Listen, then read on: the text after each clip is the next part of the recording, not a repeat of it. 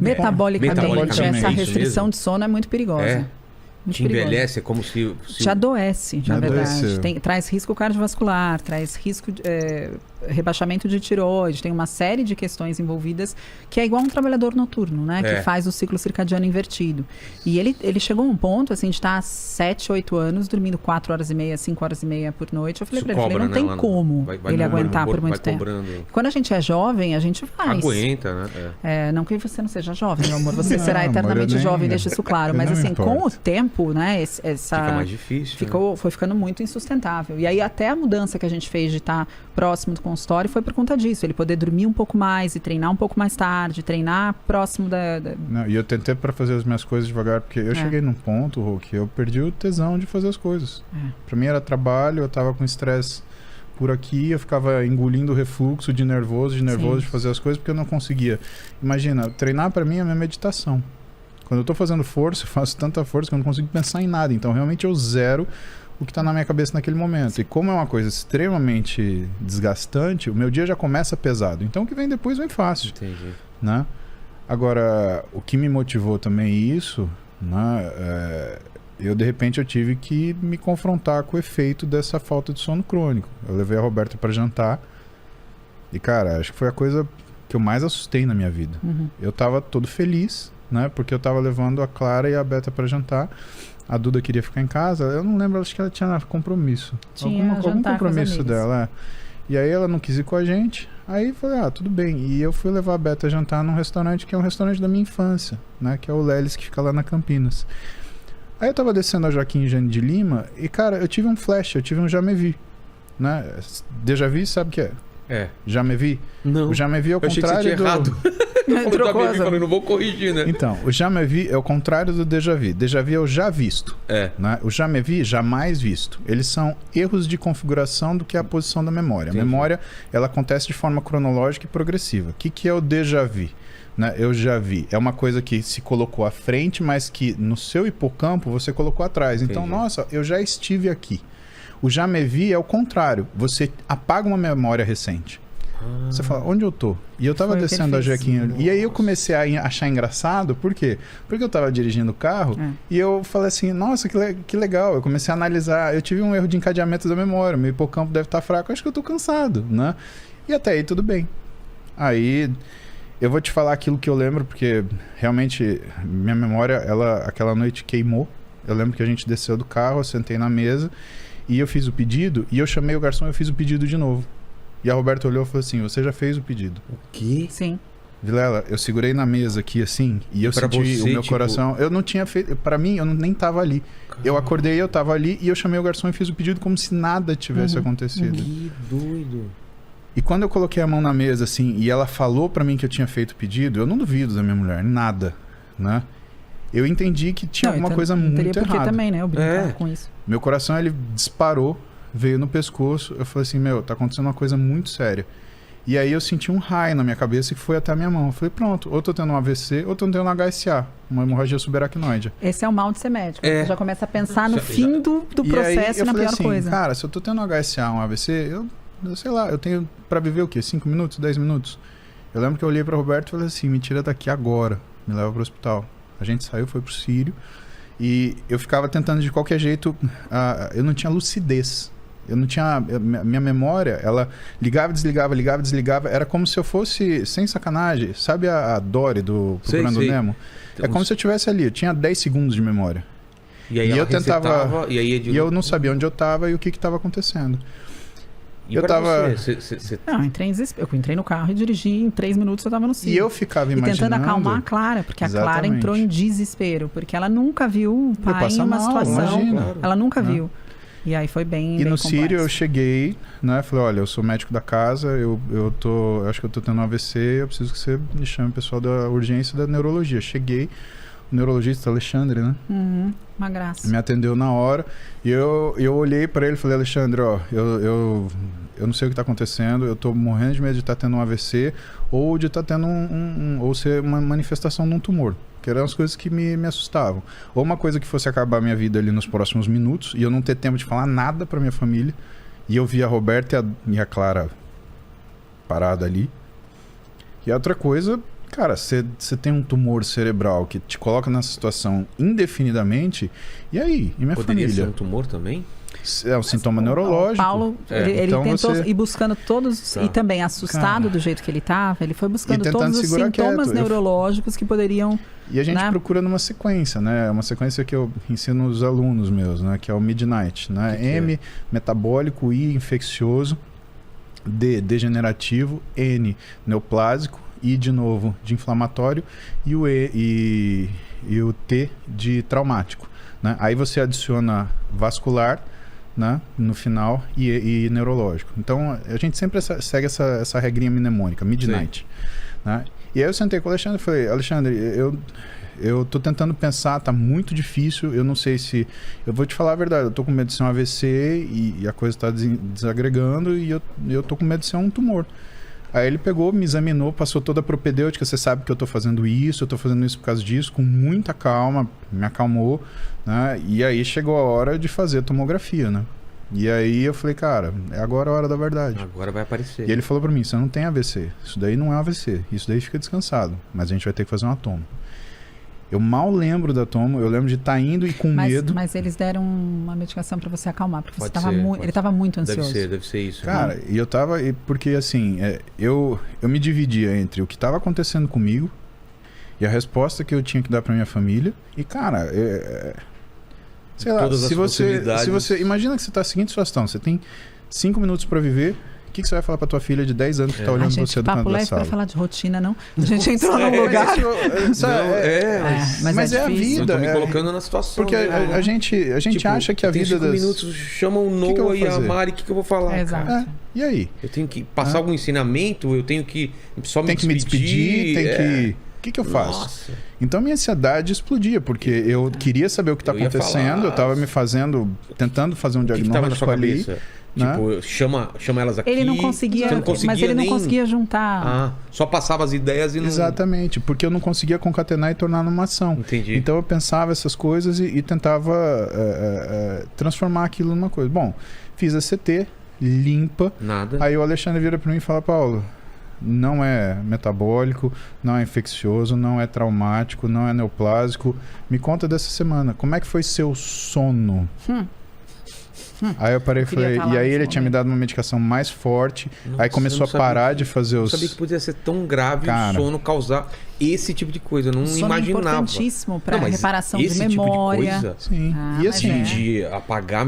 Nossa. Não, e eu sou o cara que, na época da residência, a Roberta viveu comigo isso. Eu dava 4 plantões por semana. Às vezes eu dormia 3 noites. Por isso que você não levou isso em conta, né? Falei, nem contei. Eu falei, eu dava 4 plantões por semana. Você acha que é sono? Eu dormia 3 vezes por semana? Isso daí pra mim é tranquilo. Mas não dá pra levar isso por muito tempo, né? Por isso que a residência tem um fim. Ela tem um prazo pra acabar. Eu vivi na residência. Ninguém aguenta. Não sobra médico pra cuidar das pessoas. E aí, o que aconteceu? Eu fiquei... aí eu falei assim, Alexandre, eu dormi 2 horas por noite. E essa última noite eu não consegui dormir. Eu fiquei trabalhando e aí quando deu 7 horas da noite eu peguei minhas meninas e fui levar elas pra jantar. Aí ele falou, Paulo, você podia ter morrido, só isso podia ter acontecido. Se eu tivesse estado dirigindo o carro, você podia sofrer um acidente, você podia causar um acidente, né? E aí ele me medicou e ele falou assim, essa noite você vai dormir. E eu lembro que a Roberta me levou pra casa e a sensação, cara, de você... Sono? Nesse caminho, indo pro restaurante, não deu aquele sono profundo? Não tinha. Eu acho que eu nunca tive essa resposta de ter o sono, sabe? Pra mim é uma coisa complicada, porque meu pai tem problema de sono, meu avô tinha problema de sono, e parece que eu herdei deles, e eu realmente não me cuidei, né? Mesmo porque... quando você faz muito exercício, tá muito cansado? O exercício me ajuda no sono. Tá. Porque... Mas o que estava acontecendo? Eu estava dormindo tão pouco, meu exercício estava fraco. Entendi. Ou seja, eu não atingi um limiar que esse sono ele pudesse fazer alguma coisa. E aí a Roberta, né, é aquela magnanimidade da pessoa que está com você de fato, né? Ela veio, pôs a Clarinha no meu colo, né? Eu tava todo monitorado, fio para todo lado, para acalmar a Clara. Não, eu só fiquei no pronto-socorro, não deu tempo. Eu tive alta do pronto-socorro. A Roberta quis me tirar de lá e me levar para casa, que foi a melhor coisa. Eu tava com 2 problemas. Ele naquela situação achando que ele ia morrer e a Clara achando que ele ia morrer. Porra. E eu tava, sabe? E eu com medo de qualquer coisa dessas acontecer, né? E ela te fazendo perguntas, né? Exato. E aí quando eu fui conversar com o médico, eu pus ela deitada nele e eu fui conversar com o médico. Falei, ele tem alguma coisa grave? Ele tem que ficar no hospital? Aí ele falou, não. Ele provavelmente tá num burnout absurdo, ele teve uma crise de ausência, né? Ele teve um lapso de memória e ele precisa descansar. Aí eu falei, então eu preciso tirar ele daqui, quanto antes. Ele tá medicado? Ele falou, tá medicado. Eu falei, me dá todos os exames que eu tenho que fazer para investigar tudo que possa ser ou que não pode ser visto aqui nesse primeiro momento, né? O médico foi incrível que recebeu a gente lá. Ele deu todos esses exames. E aí eu falei, o papai tá indo para casa com a gente, tá tudo bem, vai ficar tudo bem. Fui acalmando ele, porque ele não acreditava que tava tudo bem. Imagina depois de sentir todas essas...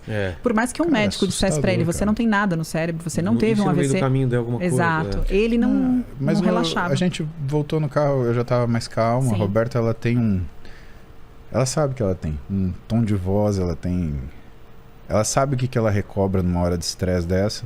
Aí eu lembro que a gente chegou no quarto, eu deitei na cama, ela deitou no pé da cama, e eu olhei pra ela assim, e eu falei assim, eu acho que eu vou dormir. E assim, é uma sensação muito maluca, porque como você não tem memória, a memória ela não consolida, você não sabe de passagem de tempo, você perde completamente a noção. Pra mim, foram horas, e era o quê? 9h30 da noite? 9h30 da noite. O quê? Tudo isso aconteceu em uma hora. Isso aconteceu em uma hora. Pra mim, foram horas e horas. De madrugada eles estavam voltando, então isso foi muito rápido. Tudo isso aconteceu em uma hora. É, uma hora. E pra mim foram horas e horas. Pra mim foi a noite inteira. Aí eu acordei no outro dia, 7 da manhã. Parecia um Ra, sabe? Nossa, o que aconteceu? Renasceu, né? E aí, pra tirar toda essa imagem ruim, tudo se ficou. Aí eu peguei, a gente foi, nós 4, peguei a Duda e a gente foi almoçar no restaurante pra tirar esse mal-estar. Tanto das meninas, né? Meninas. Roberta, Duda e Clara, né? Quanto meu também, para falar, não, tá tudo bem. E aí, né, isso daí culminou naquilo que é a minha programação com a Roberta, que ela falou, cara, você vai dormir, a gente vai... De qualquer jeito. Porque eu falava sobre isso, Vilela, por muito tempo. O Paulo, não é que ele estava fazendo isso nesse momento já, existia um momento da residência que era por necessidade, né? Criando ali a profissão, batalhando pela profissão. Mas chegou num momento que aquilo virou algo mecânico. Se alguém pedisse para encaixar, encaixa. Tem mais um paciente, então pode colocar. E ele foi perdendo, ele não falava nenhum não. E ele foi perdendo a mão do quanto o não para o outro é importante para ser um sim para mim, para eu dormir, para eu comer, para eu... E ele atendia, assim, 12 horas dentro do consultório, como se ele estivesse num plantão da residência, sabe? Que você pega ali 12 horas e vai... E Só que o nosso trabalho gera um backlog, né? Gera um backlog. Você tem que trabalhar depois que o trabalho acaba. O paciente vai embora, é aí que o trabalho começa. Exato, porque você tem muita coisa administrativa para fazer, você vai responder outros pacientes que passaram no dia anterior, você vai dar retorno de exames, enfim. E ele começou a entrar nesse espiral e eu falei, não tem como você viver assim. Acaba e não tem necessidade. Uma rotina isso, né? Exato, não havia mais uma necessidade financeira dele viver assim. Eu falei, você não precisa fazer isso. E ele falava, eu não consigo, eu não sei como tirar a mão. E aí eu falei, depois desse dia, eu falei, você entendeu que não adianta nada trabalhar tanto ou, né, fazer tanto se você não puder fazer isso por muito tempo. É verdade. Se for algo que você faz de uma forma concentrada, aguda, em pico, mas que vai acabar rápido porque ninguém aguenta, ninguém sustenta esse tipo de rotina. E mais, né, você acaba perdendo as coisas pelas quais você trabalhou para ter. Né? A construção da sua família, o passeio com a sua família. E aí eu falei para ele, você precisa fazer isso, você precisa tirar um pouco o pé do freio. Você vai continuar fazendo tudo que você gosta, você vai continuar atendendo, você vai continuar. Mas você precisa reduzir cargas de trabalho, né? Administrar, eu consigo administrar muita coisa para ele, né? Do consultório, tirar da responsabilidade dele muito tempo administrativo e burocrático. Ele não precisa fazer nada disso. Mas era difícil, porque eu falava assim, não, então eu vou fazer isso para você, ele punha outro paciente, então eu vou fazer, ele punha outro paciente. E aquilo não tinha... Porque eu não conseguia falar não. E aí a Roberta sentou comigo e nesse momento ela falou para mim, cada sim para outra pessoa é um não para mim. Para mim, para Clara, para Duda, para ele. Isso faz diferença colocar nessa perspectiva, né? Aí você fala, eu não tinha pensado nesse aspecto, né? Porque na teoria você está fazendo para todo mundo. Sim. Eu estou fazendo isso para ter mais dinheiro, para conseguir não sei o quê. E aí quando a pessoa fala, não, é ao contrário. Você está tirando. Porque o mais valioso é o tempo nosso hoje em dia. Tem nada mais valioso. E a vida, né? A gente tem que trabalhar tal. para poder viver e não viver para só trabalhar, né? E isso é muito difícil, porque a gente ama o que a gente faz. Então é difícil também porque a gente não está ali, nossa, que sacrifício, a gente está aqui trabalhando. A gente ama o que a gente faz.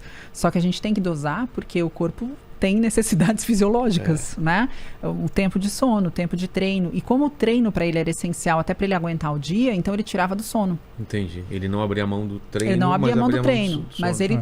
Aí... Porque o treino dava uma compensada. Ele me entregava uma quantidade de noradrenalina, de endorfina, que me fazia suportar. Só que aí ele já não é mais um treino para desempenho. Ele é um treino para sustentar a minha cabeça só. O meu físico, eu tava perdendo força, eu tava me machucando, eu tava tendo lesão atrás de lesão. Pô, eu nunca tive tanta lesão assim. É o corpo dando mostrando sintoma que você tá numa situação muito ruim, né? E eu reavaliei toda a minha vida em um episódio, falei, deu, né? Me arrependo de não ter feito isso antes, perdão. Não. Mas isso foi quanto tempo dessa vida?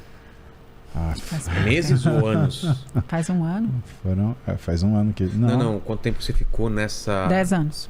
10 anos? 10 anos. É muito tempo. É muito tempo. Porque foram 4 anos de residência e aí mais 6 anos que ele não tirava a mão. E ele falava assim, o que você quer de aniversário? O que você quer de Natal? O que você quer de Dia dos Namorados? O que você quer de casamento? Eu falava, eu quero você jantando com a gente. Tá vendo? Faz 10 anos que eu falo só isso. Eu não quero nada, eu não preciso de nada. Eu quero você jantando com a gente. E assim, eu sabia que ia ser assim. Sempre soube, porque eu sabia o quanto ele amava trabalhar, eu sei como é a vida de um médico, eu sei que ele está o tempo inteiro à disposição dos pacientes, que o telefone vai tocar e ele vai atender.